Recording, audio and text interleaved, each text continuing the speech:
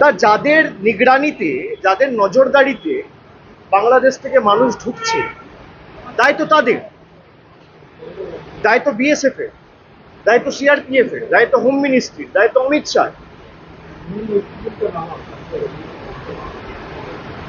এই যে পেহেলগামে যে ভারতবর্ষের 25 জন নাগরিক এবং নেপালের একজন নাগরিক, সব মিলিয়ে 26 জন মারা গেল, সেই 4 জন টেররিস্ট কোথায়?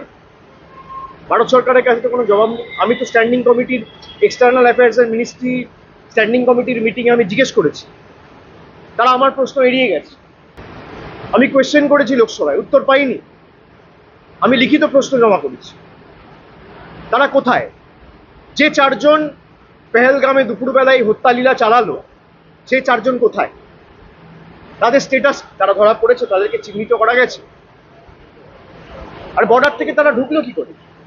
তো মাছি, মশা, আরশোলা, পিঁপড়ে না যে তারের নিচ দিয়ে ঢুকে গেল আর কেউ দেখতে পেল না। এত বড় বড় AK-47 নিয়ে ঢুকছে আর কেন্দ্র সরকার ঘুমাচ্ছে। রাজস্থান, ওদিকে উত্তরপ্রদেশ, উড়িষ্যা, মহারাষ্ট্র, গুজরাট, হরিয়ানা, এই সমস্ত রাজ্যগুলোতে যেখানে বিজেপির সরকার, ডবল ইঞ্জিন সরকার ক্ষমতায় রয়েছে, বাঙালিদের উপর যে পূর্ব পরিকল্পিত অত্যাচার, হিংসার একাধিক ঘটনা, বিজেপির প্রতিহিংসার রাজনীতি, এর বুড়ি বুড়ি উদাহরণ উঠে আসছে যতদিন যাচ্ছে। এবং যারা SIR এর নাম করে বাঙালিদের উপর অত্যাচার করছে, গতকাল আপনারা দেখেছেন বিহারের একটি ঘটনা, যেখানে সাধারণ মানুষের নাম বাদ দিয়ে কুকুরের নামে রেসিডেন্সিয়াল সার্টিফিকেট ইস্যু করে ভোটার ID কার্ড হচ্ছে। মানে মানুষের ভোটাধিকার ছিনিয়ে নিয়ে কুকুরের নামে রেসিডেন্সিয়াল সার্টিফিকেট ইস্যু করা হয়েছে, এবং সে কার্ডে লেখা রয়েছে তার নাম হচ্ছে, তার পিতার নাম কি, কুত্তাবাবু। পরিষ্কার। এবং এই রেসিডেন্সিয়াল সার্টিফিকেট হচ্ছে এমন একটা ডকুমেন্ট যেটা SIR এর ক্ষেত্রে ইলেকশন কমিশন, নির্বাচন কমিশন গ্রহণ করছে। সাধারণ মানুষের অধিকার ছিনিয়ে নিয়ে কুকুরের নামে ফেক ভোটার ID কার্ড করে যাতে নির্বাচনের সময় ভোট লুট করে বিজেপিকে বাড়তি সুবিধা করে দেওয়া যায়, নির্বাচন কমিশন এই যে পুরো ঘটনাটা জলের মতো পরিষ্কার, দিনের আলোর মতো পরিষ্কার, একটা পার্টিকে খালি সুযোগ করে দেবে বলে তাদের তল্পিবাহক হিসেবে কাজ করে চলেছে। এটা লজ্জা।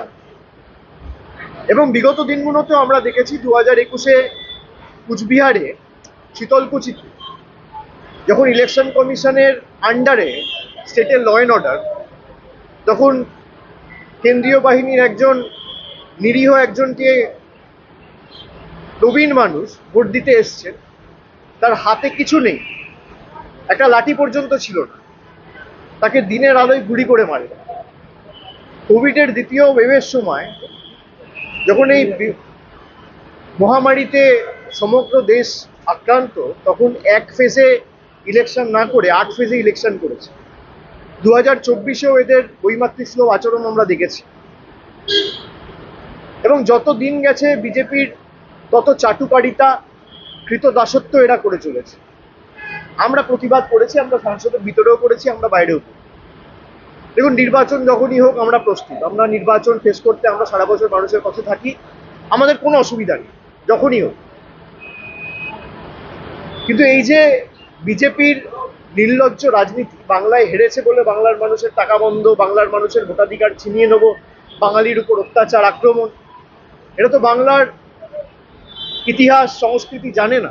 বাংলার মানুষের, বাংলার বিপ্লবীদের স্বাধীনতা আন্দোলনে কি অবদান, যে মাটি 4টে নোবেল জয়ী দিয়েছে, মাদার টেরেসাকে আমি ধরলে 4টে হবে, আর ডোনাল্ড রসেরও বাংলার সাথে একটা যোগাযোগ ছিল, সেভাবে ধরলে 5টা। তাছাড়া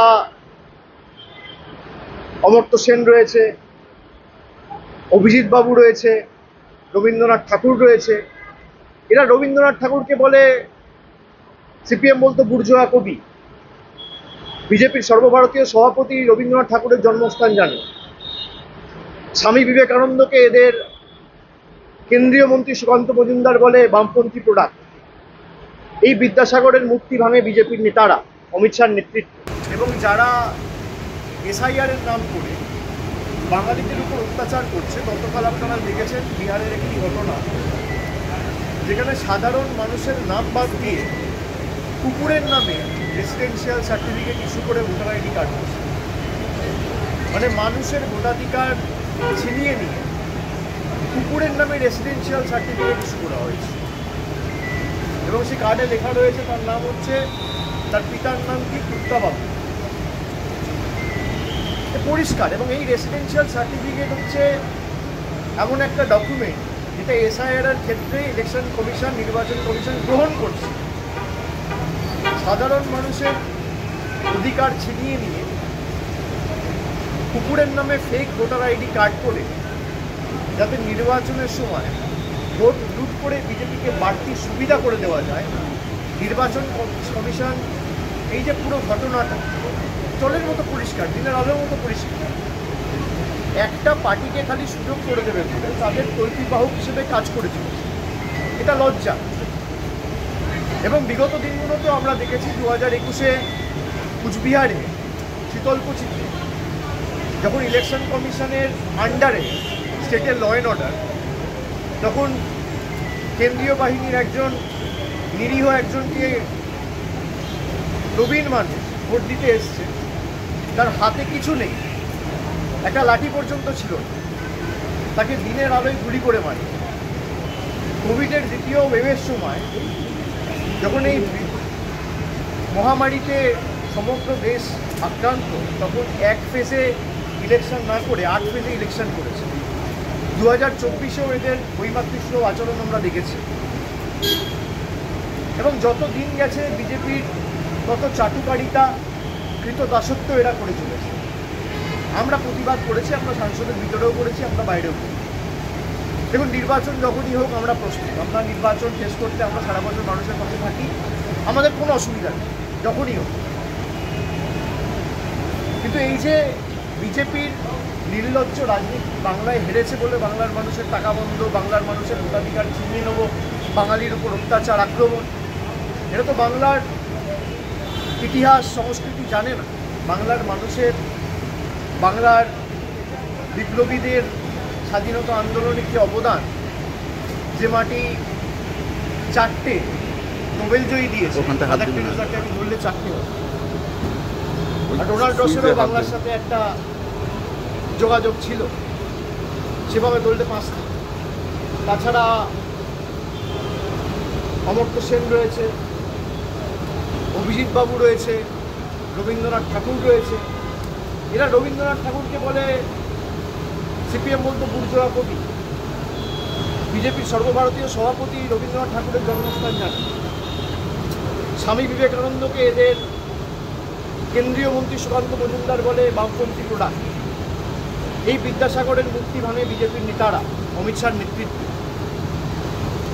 তা যাদের নিগরানিতে, যাদের নজরদারিতে বাংলাদেশ থেকে মানুষ ঢুকছে, দায়িত্ব তাদের, দায়িত্ব বিএসএফ এর, দায়িত্ব সিআরপিএফ এর, দায়িত্ব হোম মিনিস্ট্রির, দায়িত্ব অমিত শাহ।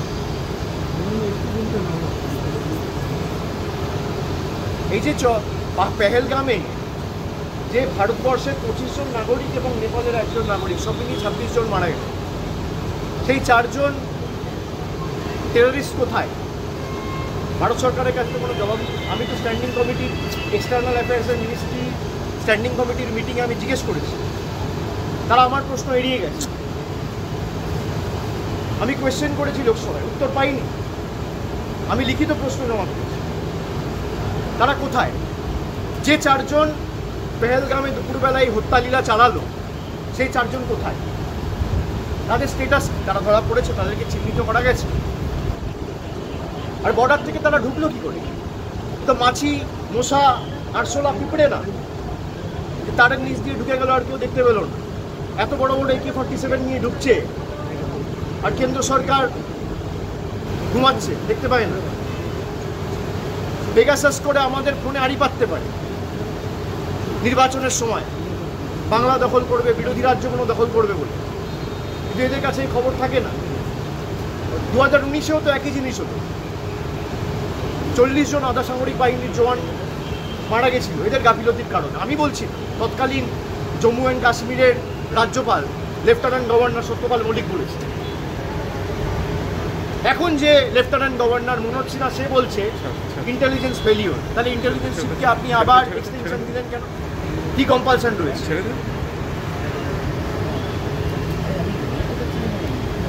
দ্বিতীয়বার সরকার হয়েছে, প্রায় 1 বছর হয়ে গেছে। আপনি বলুন মানুষ কি সুরাহা পেয়েছে? কি সুরাহা পেয়েছে? খালি বিভাজন, বৈষম্যের রাজনীতি ছাড়া এরা কি করেছে মানুষের জন্য? 1 বছরে বাংলার জন্য কি করেছে? সুকান্ত মজুমদার মন্ত্রী হয়েছে, কবার বাংলার জন্য কটা কথা বলেছে? তাকে যদি কেউ রাস্তায় ঘিরে গালাগালি দেয়, প্রতিবাদ করে, সে চিঠি লিখে স্পিকারকে জানায়, স্বরাষ্ট্রমন্ত্রীকে জানায়, প্রধানমন্ত্রীকে জানায়। বাংলার মানুষের টাকা বন্ধ প্রায় 5 বছর ধরে কবার জানিয়েছে, কটা চিঠি লিখেছে? বলছে বাংলায় রোহিঙ্গারা থাকে।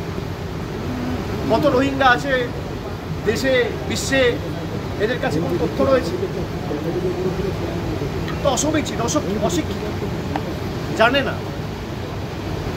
আর যারা বাংলার মানুষের উপর অত্যাচার করছে তারা 2021-এ আর 2024-এ যা শিক্ষা পেয়েছিল, 2026-এর শিক্ষা আরও কঠিন হবে, তৈরি হবে। বাংলার মানুষ আর যাই হোক মাথা নত করবে না, আমরা মাথা নত করবো না। আর গুজরাট, মধ্যপ্রদেশ, রাজস্থান, মহারাষ্ট্রে যে ঘটনা ঘটছে আমরা বাংলায়ও ঘটাতে পারি, কিন্তু এটা আমাদের শিক্ষা না। বাংলায় অনেক অবাঙালি